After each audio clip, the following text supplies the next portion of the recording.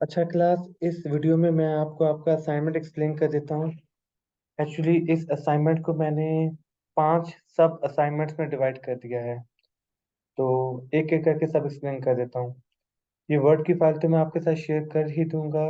Video बनाने का purpose ये है कि अगर किसी को वर्ड की फाइल पढ़ के समझ में नहीं आता तो वो इस वीडियो के थ्रू समझ लें। अच्छा, जैसे मैंने यहाँ पे मेंशन किया हुआ है डिस्क्रिप्शन में कि ये असाइनमेंट सॉल्व करने के लिए आपको 4 सॉफ्टवेयर की जरूरत पड़ेगी। आर स्टूडियो चाहिए होगा, एसपीएसएस चाहिए होगा, स्मार्ट पीएलएस चाहिए होगा और ईव्यूज चाहिए होगा। ठीक है।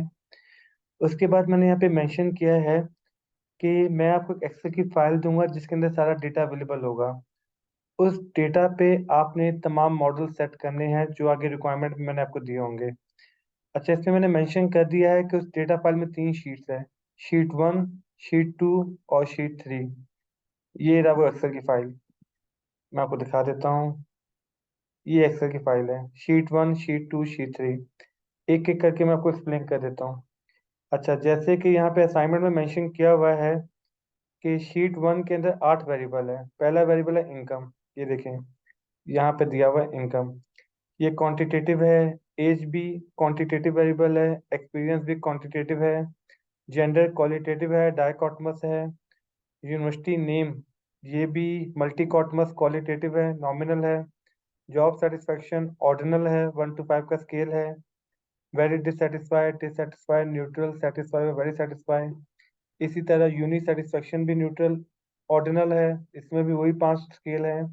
और लाइफ सेटिस्फेक्शन भी ऑर्डिनल है, इसमें भी वही 5 ऑप्शन है जो जॉब सेटिस्फेक्शन में थे। अच्छा, ये सारी डिटेल ना मैंने यहाँ पे लिख दी है कि इनकम का मतलब है monthly income in thousand. Age का मतलब है कि ईयर्स में पूछी गई है। एक्सपीरियंस नंबर ऑफ ईयर्स दिया हुआ है। यहाँ पे मैंने उनकी डिटेल्स भी दे दी है, उनके यूनिट भी बता दिए, उनके स्केल्स भी बता दिए। ये सारी बात बताने का पर्पस ये था कि जब आप आगे इंटरप्रिटेशन कर रहे हो तो आपको पता हो कि कौन सा वेरिएबल किस यूनिट में मेजर हुआ है। ये था शीट 1 का डेटा, इसके अंदर 8 वेरिएबल है। अच्छा, शीट 2 के अंदर मैंने 2 वेरिएबल दिए हुए हैं। 6 आइटम्स मैंने लीडरशिप के दिए हुए हैं, 6 आइटम मैंने ऑर्गेनाइजेशन कल्चर के दिए हुए हैं। दिखा देता हूँ आपको। ये शीट 2 है। अब ये देखिएगा, 6 आइटम्स है शुरू के, ये लीडरशिप के लिए है और बाद के 6 आइटम है ऑर्गेनाइजेशन कल्चर के लिए। तो 2 अनऑब्जर्व वेरिएबल है, लीडरशिप और ऑर्गेनाइजेशन कल्चर, दोनों के 6-6 आइटम दिए हुए हैं। इसकी डिस्क्रिप्शन भी मैंने एक्सप्लेन कर दी है कि 6-6 आइटम्स हैं। अच्छा, जो तीसरी शीट है ना, वो टाइम सीरीज डेटा की है। उसमें भी 2 वेरिएबल दिए हुए, इन्फ्लेशन और इंटरेस्ट रेट। और 25 सालों का डेटा है, 2000 से लेकर 2024 तक का। ये शीट 3 है। अब देखें, यहाँ पे 2000 से 2024 तक का डेटा है और इन्फ्लेशन और इंटरेस्ट रेट का वेरिएबल मैंने यहाँ पे दे दिया है। अब आपके जितने भी असाइनमेंट्स हैं ना, वो इन्हीं तमाम डेटा के ऊपर होंगे। तो ये एक्सेल की फाइल में आपसे शेयर कर दूंगा और असाइनमेंट में नीचे मेंशन किया हुआ है कि किस क्वेश्चन के लिए कौन सा डेटा यूज करेंगे। और इन तीनों शीट्स को मैंने यहाँ पे एक्सप्लेन कर दिया। अब आ जाते हैं रिक्वायरमेट में। जो आपका असाइनमेंट नंबर 1 है वो यूनिवेरिएट से रिलेटेड है। अच्छा, पहली रिक्वायरमेंट क्या है? पहली रिक्वायरमेंट ये है कि आपने आर स्टूडियो इंस्टॉल करना है, एसपीएसएस इंस्टॉल करना है, ईव्यूज करना है और स्मार्ट पीएलएस करना है।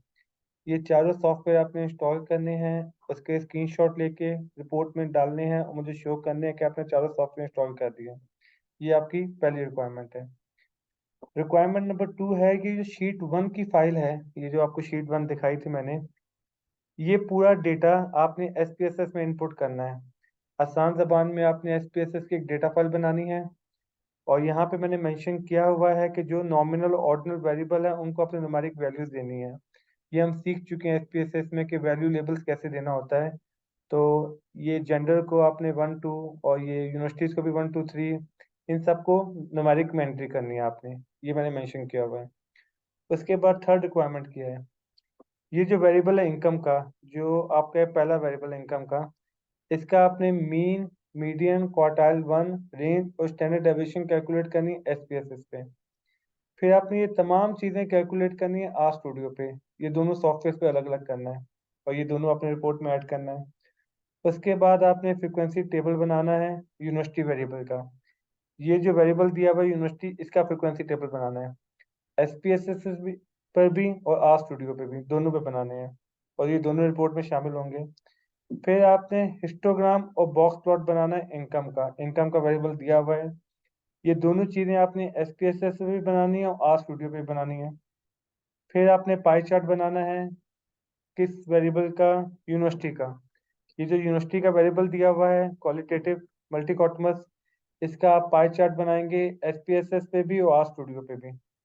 और फिर एक टेस्ट है नोमेलिटी टेस्ट, आपने पढ़ा हुआ है कॉल्मोग्रोव एंड शपीरो विल्क। ये वाला टेस्ट आपने परफॉर्म करना है पहले SPSS पे फिर RStudio पे। ये यूनिवेरिएट की 12 रिक्वायरमेंट है। इसमें आपकी SPSS की प्रैक्टिस भी हो जाएगी और RStudio की भी प्रैक्टिस हो जाएगी। तो मेन पर्पस वही था कि आपको SPSS और RStudio की प्रैक्टिस हो जाए यूनिवेरिएट में। अच्छा, सेकंड असाइनमेंट है बाईवेरिएट का।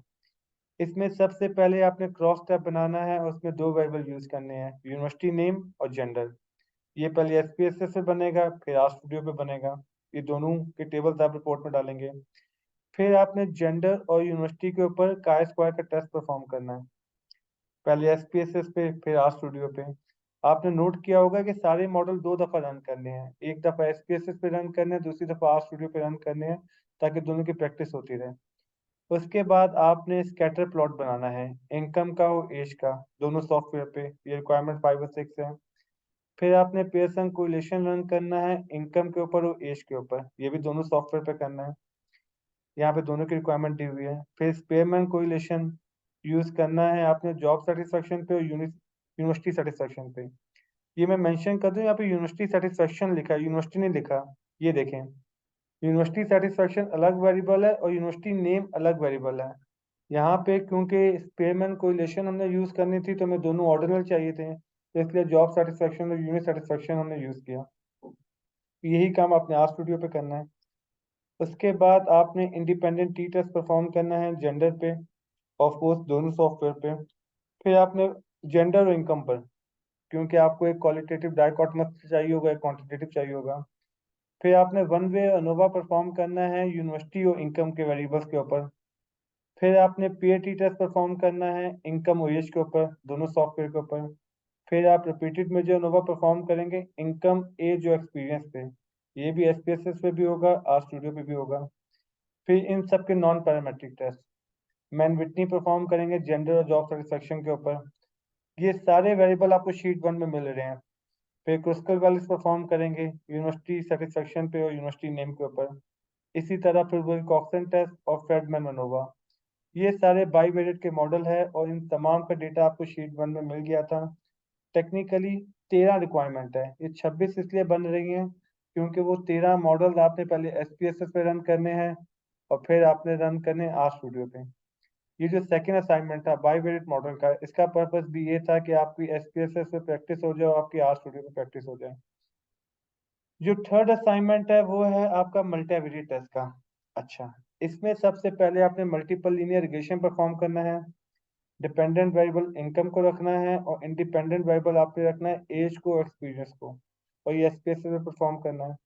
तो यही टेस्ट आपने RStudio में परफॉर्म करना है। अभी तक शीट 1 का डेटा यूज हो रहा है।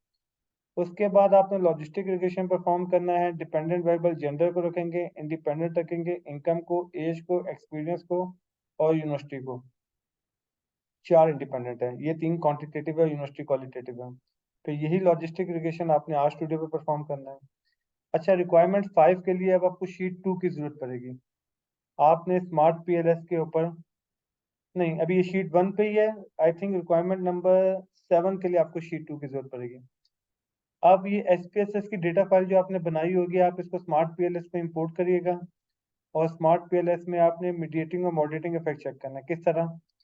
आपका इंडिपेंडेंट वेरिएबल होगा एज, मीडिएटिंग वेरिएबल होगा एक्सपीरियंस और डिपेंडेंट वेरिएबल है आपका इनकम।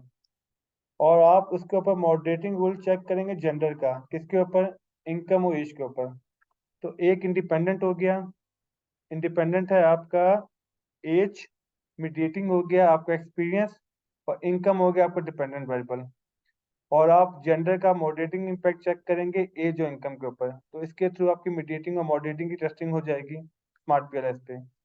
अच्छा, उसके बाद रिक्वायरमेंट नंबर 6 ये है कि यही सारा काम आपने RStudio पे करना है जो आपने स्मार्ट PLS पे किया था। फिर रिक्वायरमेंट नंबर 7, रिक्वायरमेंट नंबर 7 के लिए आपको शीट नंबर 2 यूज़ करनी पड़ जाएगी। शीट नंबर 2 में आपके पास, जैसे मैंने आपको दिखाया था, कि 2 वेरिएबल्स के आइटम दिए हुए हैं। एक है लीडरशिप और एक है ऑर्गेनाइजेशन कल्चर। इसकी फाइल आपको इंपोर्ट करनी पड़ेगी स्मार्ट पीएलएस के ऊपर, और आपको एक मेजरमेंट मॉडल फिट करना पड़ेगा, और इन दोनों वेरिएबल्स की रिलायबिलिटी को रिपोर्ट करना पड़ेगा, कन्वर्जन वैलिडिटी, डाइवर्जन वैलिडिटी, इनके तमाम के रिजल्ट्स को बताना पड़ेगा। और फिर यही सारा काम हमने आर स्टूडियो पे करना है। फिर क्वेश्चन नंबर 9, वापस एसपीएसएस पे आएंगे और आप ईएफए एक्सपोलेटिव फैक्टर एनालिसिस रन करेंगे लीडरशिप के आइटम और ऑर्गेनाइजेशन कल्चर के आइटम्स के ऊपर। शीट 2 का डेटा यूज होगा। तो यही सारा काम हम यूज करेंगे आर स्टूडियो के ऊपर, ईएफए रन करेंगे। और एंड में आपने क्लस्टर एनालिसिस रन करना है एसपीएसएस पे, आर स्टूडियो पे, लेकिन इसमें सिर्फ लीडरशिप के आइटम यूज करेंगे, ऑर्गेनाइजेशन कल्चर के आइटम यूज नहीं करेंगे। ये तमाम क्वेश्चंस मल्टीवेट की आपकी प्रैक्टिस करवा देंगे एसपीएसएस की और आर स्टूडियो की, लेकिन इसके अंदर स्मार्ट पीएलएस भी यूज हो गया। अच्छा, जो असाइनमेंट नंबर 4 है ना, अभी आपने नोट किया होगा अभी तक ई व्यूज कहीं पे भी नहीं आया, क्योंकि असाइनमेंट नंबर 4 बना है टाइम सीरीज मॉडल्स के ऊपर। उसके अंदर तमाम क्वेश्चन टाइम सीरीज के ऊपर है, शिशनैरिटी के क्वेश्चन हैं, और ऑटो रेगुलेशन, अरमा, अरीमा, आज, गाज, इनके तमाम के क्वेश्चन असाइनमेंट नंबर 4 में है, जिसमें हम ई व्यूज यूज करेंगे। और जो असाइनमेंट नंबर 5 है वो पूरा आर स्टूडियो के ग्राफिक्स के ऊपर है, डिफरेंट टाइप के ग्राफ बनाएंगे। लेकिन आई थिंक ये वीडियो थोड़ी लंबी हो रही है, तो असाइनमेंट नंबर 4 और असाइनमेंट नंबर 5 के लिए मैं एक दूसरी वीडियो बना देता हूँ। और ये जो शीट नंबर 3 है ना, इसमें टाइम सीरीज का डेटा है। इसमें हम लोग ई व्यूज यूज करेंगे और आर स्टूडियो यूज करेंगे। तो असाइनमेंट नंबर 4 पूरा टाइम सीरीज पे है, जो पूरा ई व्यूज पे होगा और आर स्टूडियो पे होगा। और जो असाइनमेंट नंबर 5 है, जो कि आर स्टूडियो के ग्राफ्स के ऊपर है, ग्राफिक्स के ऊपर है, वो पूरा का पूरा आर स्टूडियो पे ही होगा। तो इसके बाद भी आपको कोई चीज़ समझ में नहीं आती, फिर आप व्हाट्सएप पे मुझसे कांटेक्ट कर सकते हैं, मैं इंशाल्लाह एक्सप्लेन कर दूंगा आपको।